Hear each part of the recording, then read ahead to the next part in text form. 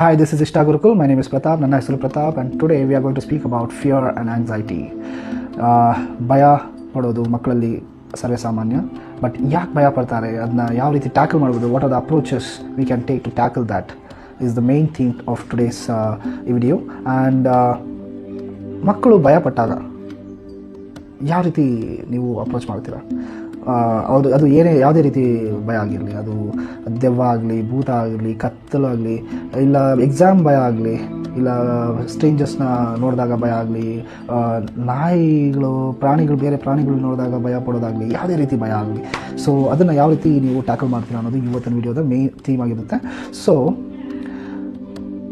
ಭಯ ಪಟ್ಟಾಗ ನೀವು ಹೇಳ್ಬೋದು, ಇದಕ್ಕೆಲ್ಲ ಭಯ ಪಡಬಾರ್ದು, ಬಾ ಹೋಗೋಣ, ಮುಂದೆ ನುಗ್ಗೋಣ, ಕರೇಜ್ ತೋರಿಸೋದು.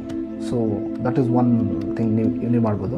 ಇಲ್ಲ ಇದಕ್ಕೆಲ್ಲ ಭಯ ಪಡ್ತಾರಾ ಅಂತ ಲಾಜಿಕಲಿ ನೀವು ಎಕ್ಸ್ಪ್ಲೈನ್ ಮಾಡ್ಬೋದು, ಇದರಿಂದ ಇದಾಗುತ್ತೆ ಅಂತ ನೀವು ಎಕ್ಸ್ಪ್ಲೈನ್ ಮಾಡ್ಬೋದು ಭಯ ಹೋಗ್ಲಾಡ್ಸೋದಕ್ಕೆ.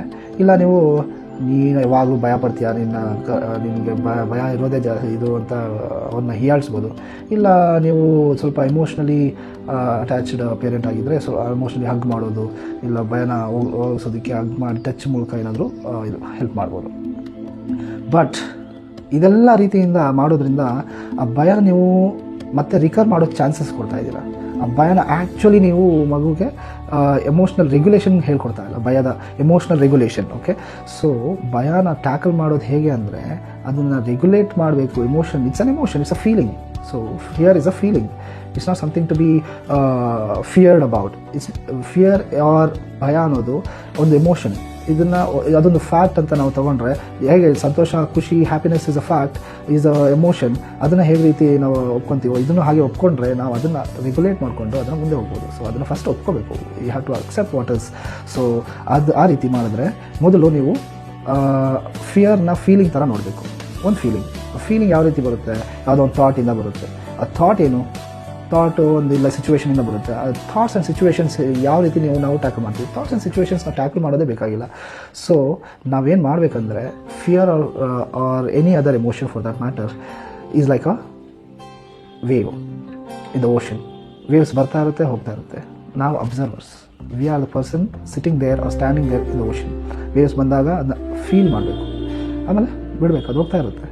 ಸೊ ಆ ರೀತಿ ಅವೇರ್ನೆಸ್ ಇಟ್ಕೊಂಡು ಒಂದು ಜಾಗೃತಿ ಸ್ಥಿತಿಯಲ್ಲಿ ಅದನ್ನು ಅವೇರ್ ಮಾಡ್ಕೊಂಡು ಮಕ್ಕಳಿಗೂ ಅಷ್ಟೇ ಹೇಳ್ಕೊಡ್ಬೇಕು.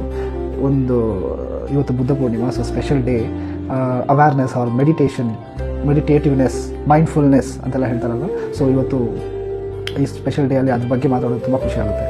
ಸೊ ಅವೇರ್ನೆಸ್ ಇಟ್ಕೊಂಡು ನಾವು ಅದನ್ನು ಫೀಲ್ ಮಾಡಿದ್ರೆ, ಫಿಯರ್ನ ಅಥವಾ ಹ್ಯಾಪಿನೆಸ್ನ ಅಥವಾ ಕೋಪನ, ಯಾವುದೇ ರೀತಿ ಎಮೋಷನ್ ಆಗಿರಲಿ, ನೆಗೆಟಿವ್ ಆರ್ ಪಾಸಿಟಿವ್ ಎಮೋಷನ್ ಆಗಿರಲಿ, ನಾವು ಫೀಲ್ ಮಾಡಿದ್ರೆ ಆ ಎಮೋಷನ್ನು ನಮ್ಮಿಂದ ಎಲ್ಲ ದೂರ ಆಗೋದು ನಮ್ಗೆ ಕಾಣಿಸುತ್ತೆ. ಸೊ ದೂರ ಆಗೋದು, ಹತ್ತಿರ ಬರೋದು ಅದೆಲ್ಲ ನಾರ್ಮಲ್. ಸೊ ಒಂದು ವೇವ್ ಥರ, ಅದೊಂದು ಅಲೆ ಥರ, ಸಮುದ್ರದಲ್ಲಿನ ಅಲೆ ಥರ, ಅದು ಬರುತ್ತೆ, ಅದು ಹೋಗುತ್ತೆ.